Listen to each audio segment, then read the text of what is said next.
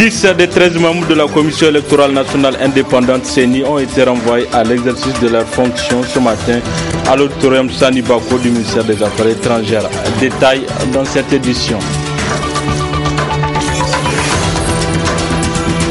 Les animateurs de radio communautaires des régions de Dosso et Tillabéri verront leur capacité renforcée à travers une rencontre organisée par l'ONG EPAD Niger. Précision dans cette édition. Vendredi 3 novembre 2017, messieurs, dames, bonsoir et bienvenue à ces 19h45 de la télévision Labari. Je l'ai annoncé en titre, le ministre de l'Intérieur Bazoum Mohamed a procédé ce matin à l'auditorium Sani Bako du ministère des Affaires étrangères à l'installation officielle de la Commission électorale nationale indépendante CENI. C'était en présence de plusieurs invités et membres du gouvernement. Le compte rendu de cette cérémonie, c'est avec la rédaction Labari. Cette présente cérémonie, présidée par le ministre de l'Intérieur, fait office de l'installation officielle de la Commission électorale nationale indépendante CENI. Sur les 13 membres, 10 ont répondu présent avec comme président Maître Issa Kassouna qui n'est plus à présenter. Monsieur Issa Kassouna est un avocat du barreau du Niger qui a été membre du gouvernement, à l'époque ministre de la Justice, de la première transition démocratique post-conférence nationale présidée, on se souvient, par M. Chefou Amadou, Premier ministre, chef du gouvernement. Maître Issa Kassouna a été, par la suite, le président de la Commission électorale nationale indépendante qui avait eu en charge l'organisation des élections qui ont eu lieu au cours de l'année 1999 et qui avait vu porter au pouvoir le président Tanja Mamadou comme président de la République. Depuis lors, il a eu une grande expérience dans le système des Nations Unies, en particulier dans le domaine de l'organisation des élections. C'est ainsi qu'il a eu un long séjour en Côte d'Ivoire et qu'il avait pris part à l'organisation des élections dans bien des pays africains. C'est cette longue expérience, mais surtout ces grandes qualités de juriste, d'homme intègre, réputé, reconnu par tous comme tel, qui lui ont valu le consensus solide qui avait présidé au choix de sa personne sur l'ensemble des candidats auxquels il avait eu affaire. Le ministre Bazoum a insisté sur l'opérationnalité très prochaine et urgente de l'équipe informatique afin que l'agenda prévu pour les prochaines échéances soit respecté. Le travail par lequel vous aurez à commencer, ce sera de mettre en place une administration et de surtout faire en sorte que d'ici quelques semaines, nous puissions disposer d'une direction de l'informatique, du fichier électoral biométrique. Nous avons projeté l'agenda. Nous devons pouvoir finir d'après le schéma qui nous a été soumis par l'administration compétente du ministère de l'Intérieur.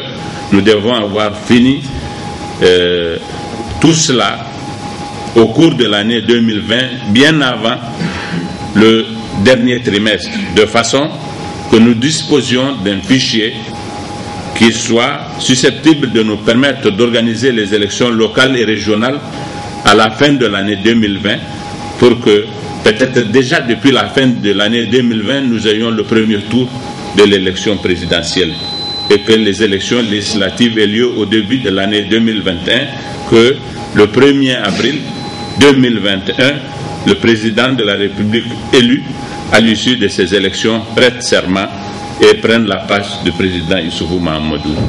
Ainsi, il est important de souligner que les 3 membres censés représenter les partis de l'opposition ont brillé de leur absence à cette cérémonie.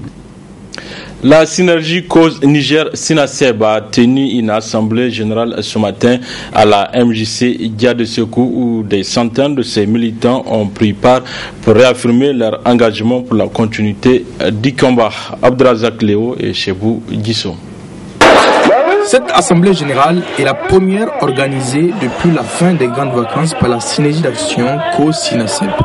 Objectif, rappeler aux autorités leur engagement envers les enseignants, entre autres. Il faut dire que c'est de coutume pour nous qu'à des moments bien précis que la synergie d'action Co-Niger-SINASEB puisse être en contact avec sa base. Et c'est ce que nous avons fait aujourd'hui. Mais je précise également que cette assemblée générale, ce n'est pas seulement Niamey, c'est des AG que nous avons prévus pour se tenir dans toutes en tout cas les régions. Hier, il y avait Zender qui avait organisé, Tawa a organisé le mercredi, et aujourd'hui, il y a Niamey, Tilaberi et Maradi qui sont en train d'organiser cette assemblée générale. Je dois dire que l'objectif de cette AG, en réalité, c'est une façon pour nous d'abord de rappeler les engagements qui nous lient avec le gouvernement. Depuis la signature du communiqué conjoint du 13 décembre passé, un communiqué dans lequel il y a des engagements qui aujourd'hui on se rend compte que ces engagements n'ont pas été respectés. La preuve c'est que le premier point de ces engagements qui consiste à payer à terme les salaires des enseignants contractuels n'est pas d'actualité. À la date d'aujourd'hui où je vous parle, 3 novembre, à l'intérieur du pays vous avez plusieurs régions qui jusque-là n'ont pas payé les salaires du mois de novembre. Et à cela nous sommes revenus encore plus largement par rapport à l'organisation de l'évaluation qui s'est déroulée les 15 et 16 juillet passés avec une évaluation de rattrapage le 21 août où pour nous aujourd'hui l'évaluation a été illégale et l'évaluation contrairement à toutes les annonces faites par le ministère en charge de l'éducation qui avait dit que l'évaluation n'était pas une évaluation pour sanctionner, que l'évaluation consiste juste à jauger et à pouvoir en tout cas déterminer les compétences des enseignants, à vouloir trouver des solutions pour que nous puissions avoir une éducation de qualité. Mais aujourd'hui c'est que nous nous sommes rendus compte qu'à travers cette évaluation nous avons à la date d'aujourd'hui plus de 13 000 enseignants qui ont vu leur contrat résilié, contrairement en tout cas aux dispositions réglementaires, contrairement au statut de la fonction publique. Nous avions porté plainte. Et à la question concernant le dernier communiqué du ministère de l'enseignement primaire, de l'alphabétisation et la promotion des langues nationales et de l'éducation civique, le SINASEB répond. C'est de la diversion. Pourquoi? C'est seulement lorsque nous avions lancé un ultimatum au gouvernement qu'il sorte un communiqué pour dire qu'ils sont en train de vouloir recenser. Comme s'ils doutent de la présence de ces enseignants. Ces enseignants ont été régulièrement recrutés depuis 2015, parce que c'est le quota de recrutement 2014. Et nous avons estimé que tous ceux qui se trouvent sur ces arrêtés-là, même si aujourd'hui on se rend compte que parmi eux il y a beaucoup qui ont eu leur contrat résilié, leur contrat révoqué, à partir de l'évaluation, il va falloir qu'ils comprennent qu'aujourd'hui ces camarades ont droit à leur numéro matricule parce que leur recrutement était antérieur, n'est-ce pas, à leur révocation. Au cours de cette assemblée générale, plusieurs stratégies seront étudiées selon le SINASEB et un éventuel mot d'ordre de grève pourrait intervenir à tout moment. Le Ben Sinasat a rendu public ce matin une déclaration dans les locaux de l'ISPT, une déclaration dans laquelle le syndicat dénonce les problèmes auxquels ils sont confrontés, nous rapportent Asma Oussedou et Soumela Abdoulaye. Dénoncer la situation peu enviable dans laquelle végètent les agents de santé de terrain, membres du SINASAT, tel est l'objectif visé à travers cette déclaration. Le Ben SINASAT dénonce avec force l'insouciance des autorités nationales qui, malgré les souffrances des agents de santé contractuels, ont comme par incapacité désormais de bien s'occuper du social, daigné depuis 2 mois annoncer la suspension de leur maigre pécule de 55 000. Par ailleurs, le Ben SINASAT déplore et condamne le comportement méchant du ministère des Finances qui a décidé unilatéralement de cette suspension. Le Ben SINASAT condamne avec toute son énergie le silence injustifié du ministère de la Santé face à cette situation. Or, comme les contractés du secteur de l'éducation, ceux du secteur de la santé sont aussi régis par le statut général de la fonction publique de l'État à son article 6. L'accès à l'emploi décent est un droit constitutionnel pour tout citoyen nigérien. Le SINASAT revendique aujourd'hui le paiement régulier des pécules et le paiement des arriérés. L'intégration sans concours au nom du principe de l'équité de la justice sociale inscrite à l'article 3 de la Constitution de la 7e République. Et par devoir, l'État du Niger doit protéger la dignité des citoyens que nous sommes, tel que le stipule l'article 11 de la Constitution. Une situation qui amène le Ben SINASAT à entamer une nouvelle grève. Bien que dans les pays à travers Dans le monde, l'État étant le garant de l'application du droit du travail au Niger, il en constitue un mauvais exemple. Pour preuve, en matière de sécurité sociale, l'État du Niger n'immatricule même pas les contracteurs de la santé à la Caisse nationale de sécurité sociale. À plus forte raison, verser les cotisations d'employeurs. Voilà les risques auxquels notre pays, État, nous expose. Voilà pourquoi nos femmes n'ont pas accès aux consultations prénatales à la CNSS. Voilà pourquoi nos enfants n'ont pas accès aux allocations familiales. Voilà pourquoi les accidents de travail ne pourraient être pris en charge à la CNSS. Ainsi, notre dignité de citoyen travailleur n'est pas protégée. Que dire d'un tel état de l'Afrique de l'Ouest? Enfin, le bureau exécutif du syndicat national des agents de santé de terrain appelle le ministre en charge de l'emploi et du travail à veiller à l'application du droit du travail par ses pairs des finances et de la santé publique pour ainsi contribuer à l'édification d'un véritable état de droit. Le programme des Nations Unies pour le développement PNUD a présenté son rapport sur l'indice de développement humain 2016, classant ainsi le Niger à la 187e place sur 188, ce qui a suscité la réaction de la société civile à travers ce reportage signé Ismaël Moumouni et Ibrahim Abdou. 187e sur 188, juste devant la République centrafricaine.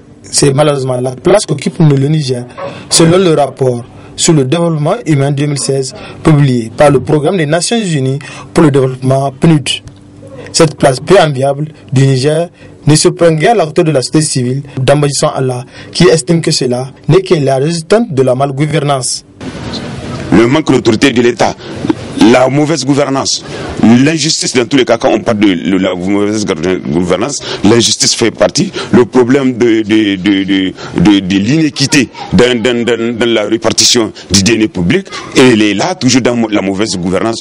Aujourd'hui, cela ne nous a pas surpris. Et aujourd'hui, vous avez vu, pire, avec l'arrivée de la nouvelle loi de 2018, qui prétendent adopter, qui va davantage appauvrir le bas peuple. Je ne pense pas qu'on peut songer à un sursaut qu'on peut avoir pour qu'on grimpe dans le sens du classement. Parce que aujourd'hui, vous avez vu que vous soyez de l'opposition ou de la majorité, que vous n'êtes même pas affiché politiquement, ou bien vous n'êtes même pas politicien, vous ne pouvez même pas sentir ce que c'est la politique, mais vous sentez qu'il y a une situation, une décroissance de train de vie de l'être humain nigérien. Il n'y a pas un pays qui peut prétendre décoller tant que les secteurs sociaux de base ne sont pas entretenus dans les normes. Tant que les secteurs sociaux de base ne sont pas respectés de leur développement, vous ne pouvez pas penser. Soit-il le plus grand géomacien du monde, vous ne pouvez pas faire décoller le pays. Pour que le Niger quitte le rang des dernières nations au monde en matière de développement humain, les gouvernants et ceux qui aspirent à gouverner doivent changer de comportement. Quand ils font leur campagne politique, quand ils font leurs agitations politiques, si on peut l'appeler, que ce soit de l'opposition ou de la majorité, nous n'avons jamais considéré ça comme des paroles en réalité sacrées. Parce que nous savons très bien qu'ils sont prêts à tout, c'est-à-dire toute tendance confondue, l'essentiel qu'ils puissent tromper le peuple pour que le peuple leur accorde le suffrage. Mais ce qui nous intéresse, nous, c'est le concret. Aujourd'hui, je suis en train de te développer, en réalité, dans le concret, ce que nous vivons dans notre propre chair. Et il n'y a pas un Nigérien qui peut me démontrer le contraire de ce que je suis en train de dire. Aujourd'hui, il n'y a pas ce Nigérien qui va me faire comprendre en réalité qu'on n'est pas confronté à un problème, je dis bien à un problème de diminution drastique de train de vie de la population, parce que la réalité, elle est tout autre, elle est là, elle est patente et elle est têtue, tout le monde le constate. Je vous dis et je vous le garantis, tant que nos dirigeants ne changent pas de comportement, qu'il s'agit de la Renaissance, qu'il s'agit d'autres gouvernants qui peuvent venir après la Renaissance, tant qu'ils ne changent pas de comportement vis-à-vis de ce peuple, qu'ils se disent que ce peuple-là, c'est en réalité lui le détenteur de ce pouvoir, et c'est à lui que doit revenir toute gestion, c'est-à-dire on doit veiller à ce qu'il soit dans sa grande majorité dans ses droits, et la gestion doit être équitable vis-à-vis de tout peuple. Tant que les jeunes n'inculquent pas ces genres de notions de leur tête dans la gestion de la cité, je vous garantis, nous serons toujours à la traîne. Cette place qui n'est guère honorifique doit nous interpeller tous.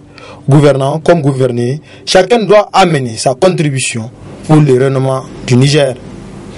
Ouverture ce matin à la salle de réunion de l'ONG EPAD Niger d'un atelier de la coalition des organisations nigériennes des droits de l'enfant CONID Niger appuyé par Plan International. Objectif à renforcer les capacités des animateurs des radios communautaires des régions de Dosso et Tillabéri sur le droit de l'enfant et la protection des adolescentes. Le compte rendu de cette cérémonie c'est avec Nafissatou Yahya et Aboubakar Souley. Le présent atelier de la coalition des organisations nigériennes des droits de l'enfant CONID Niger vise à former les animateurs des radios communautaires des régions de Dosso et Tillabéri sur les droits de l'enfant et la protection des adolescentes. L'atelier qui nous réunit ce jour a pour objectif principal de renforcer les capacités des animateurs des radios communautaires en vue de mieux contribuer à la création d'un environnement protecteur des adolescents dans 13 communes cibles du programme quinquennal Webrahim Farahan, mis en œuvre dans les régions de Dosso et Tillabéri. Permettez-moi de saluer l'initiative de la CONID pour la tenue de cette session de formation qui s'inscrit dans la droite ligne de sa mission, notamment celle qui consiste à renforcer les capacités des acteurs pour l'effectivité des droits de l'enfant à tous les niveaux, particulièrement au niveau communautaire. Comme vous le savez, notre pays, le Niger, a ratifié la quasi-totalité des conventions et traités relatifs aux droits de l'enfant et s'est résolument engagé à les rendre effectifs. C'est dans ce sens que l'État du Niger a réalisé d'importants progrès avec l'appui de ses partenaires dans différents secteurs touchant à la vie des enfants, notamment la nutrition, l'éducation, la santé, la protection, etc. Occasion pour le président de la CONID d'expliquer le rôle que jouent ces médias de proximité dans la sensibilisation de la population avant d'exposer les problèmes auxquels font face les enfants. Dans notre programme, nous avons initié le renforcement des capacités des radios de proximité. Vous êtes des vecteurs du changement des normes sociales. Voilà pourquoi CONID vous a identifié pour que pendant les 5 ans, durant tout le processus, nous allons avoir des renforcements de capacités et des partenariats également pour que vous participiez du changement des normes au niveau local. Ce n'est pas un secret aujourd'hui pour nous, les préoccupations auxquelles font face les enfants du Niger. Préoccupations qui ont pour nom manque d'extrait de naissance ou insuffisance dans la déclaration de naissance, problème de fréquentation des formations sanitaires, problème de malnutrition, problème de violence en milieu scolaire et même au niveau local, mais également les problèmes liés aux pratiques sociales et culturelles néfastes. Je vais citer ici les mutilations génitales, je vais citer ici les mariages précoces, je vais citer ici la mendicité des enfants, je vais citer ici la traite des enfants ou le travail des enfants en général. Cet atelier a été possible grâce au partenaire Plan International à travers lequel Mme Moussa Ramatou, chef du programme Webrahim Farahan, a exposé la vision de son programme. C'est un programme quinquennal, un programme de 5 ans, comme l'a expliqué le président de la CONID, qui est financé par la Belgique et qui vise essentiellement à améliorer l'autonomisation des filles au Niger. Donc, le travail que nous menons se fait à travers les questions d'éducation, permettre à la jeune fille de s'éduquer dans des écoles libres de toute violence, de tout aspect de violence, permettre aux filles d'aller à l'école et d'y rester le plus longtemps possible pour pouvoir exploiter tout le potentiel dont elles sont capables. Mais également permettre aux filles qui ne sont pas à l'école, celles qui ont dépassé l'âge d'aller à l'école, de vivre en harmonie dans leur communauté et de participer à la vie active de leur communauté. Ces filles ont un potentiel qu'il faut également exploiter. Un potentiel qui va leur servir dans leur vie future, mais qui va également servir à leur famille, à leur communauté et à leur futur foyer. Donc c'est pour cela que dans le cadre de ce programme, nous visons les questions d'éducation, amélioration de l'accès même aux filles victimes de handicap, pas seulement les filles, les garçons aussi bien sûr, Mais également, nous ne laissons pas de côté ce grand groupe de filles qui n'ont pas eu la chance d'aller à l'école ou qui malheureusement ont trop tôt abandonné les classes. Donc nous essayons de leur fournir l'expertise au niveau local pour qu'elles puissent apprendre des métiers. Apprendre un métier, c'est donner une arme à une personne d'améliorer ses conditions de vie. Donner des connaissances à une fille du milieu rural, c'est lui permettre d'améliorer ses conditions de vie, c'est lui permettre de participer activement à sa propre vie, mais également à la vie de sa communauté et de son foyer futur. Il faut noter que cet atelier qui durera 3 jours a bénéficié du soutien du ministère de la Promotion de la Femme et de la Protection de l'Enfant. Une photo de famille a enfin immortalisé cette rencontre. Voilà, messieurs, dames, c'est tout pour ces 19h45 de la télévision Labari. Merci à vous de l'avoir suivi. Au revoir.